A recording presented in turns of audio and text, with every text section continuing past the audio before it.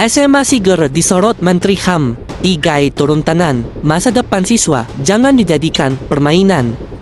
Tulis aja beritanya, Menteri HAM memerintahkan Kanwil Lampung cek. Udah gitu aja ya, jawaban udah selesai ya. Tidak hanya memberi jawaban media tapi eksekusi lapangan juga. Kasus SMA swasta Siger di Lampung akhirnya sampai juga ke meja Menteri HAM Republik Indonesia, Natalius Pigay. Dan responnya tidak basa-basi, tidak bertele-tele. Pigay langsung memerintahkan Kepala Kantor Wilayah Kementerian HAM Lampung turun langsung ke lapangan. Ya, turun langsung. Karena ada dugaan pelanggaran hak asasi manusia dalam penyelenggaraan pendidikan di SMA Siger. Tulis aja beritanya, Menteri HAM memerintahkan Kanwil Lampung cek. Udah gitu aja ya, jawaban udah selesai ya. Tidak hanya memberi jawaban media tapi eksekusi lapangan juga. Ini bukan tuduhan kecil. Pernyataan tegas itu disampaikan Pigay secara terbuka setelah kegiatan program media massa dan peradaban HAM di Hotel Sahid, Jakarta pada Rabu 11 Maret 2026. Dengan kalimat yang sangat jelas, Pigay berkata, tulis bahwa Menteri HAM memerintahkan Kanwil Lampung segera turun mengecek permasalahan yang terjadi. Artinya negara mulai melihat ada sesuatu yang tidak beres. Mari kita lihat fakta yang paling brutal dari kasus ini. SMA swasta Siger diduga menyelenggarakan pendidikan tanpa legalitas yang sah. Lebih parah lagi, selama lebih dari 6 bulan, para siswa belum terdaftar di Dapodik. Dan akibatnya, mereka tidak memiliki NISN. Bagi orang awam mungkin ini terdengar administratif, tapi bagi dunia pendidikan, ini fatal. Tanpa NISN, tanpa Dapodik, masa depan akademik siswa bisa hancur. Ijazah mereka bisa dipertanyakan, akses kuliah bisa tertutup, karir mereka bisa terganggu. Sekarang bayangkan ini, anak-anak ini sebagian besar berasal dari keluarga prasejahtera. Mereka datang ke sekolah dengan satu harapan, masa depan yang lebih baik. Tapi yang mereka dapatkan justru ketidakpastian. Padahal, Dinas Pendidikan Provinsi Lampung sudah mengambil langkah.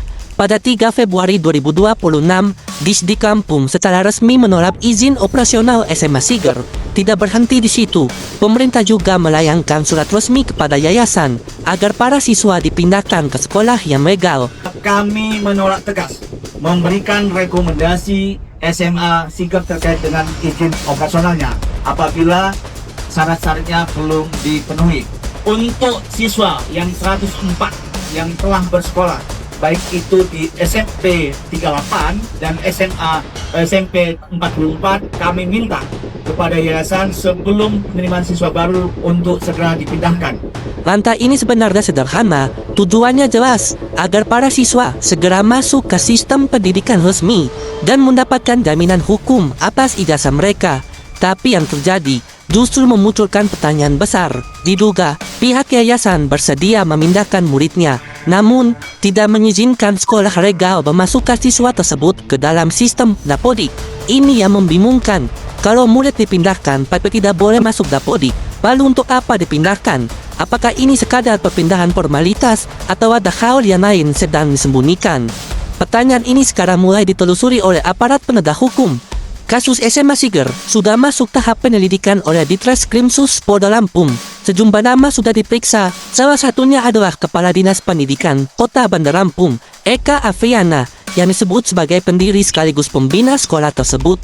Selain itu, polisi juga telah memeriksa Ketua Yayasan Siger Khaidarmansah.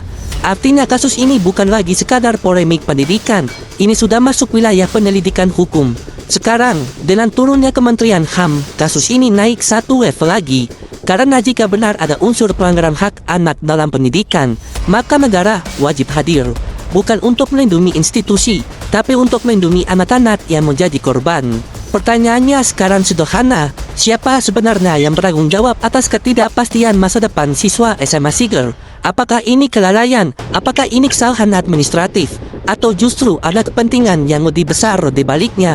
Yang jelas, anak-anak ini tidak boleh menjadi korban permainan sistem. Sekolah boleh bermasalah, yayasan boleh diproses hukum. Tapi masa depan siswa tidak boleh ikut dihancurkan. Sekarang publik menunggu apa hasil investigasi Kementerian HAM, apa langkah tegas dari aparat penegak hukum, dan yang paling penting, kapan para siswa SMA Siger akhirnya mendapatkan kepastian hukum atas pendidikan mereka. Karena satu hal yang harus kita ingat, dalam negara hukum, pendidikan adalah hak, Dan ketika hak itu dirampas, negara tidak boleh diam.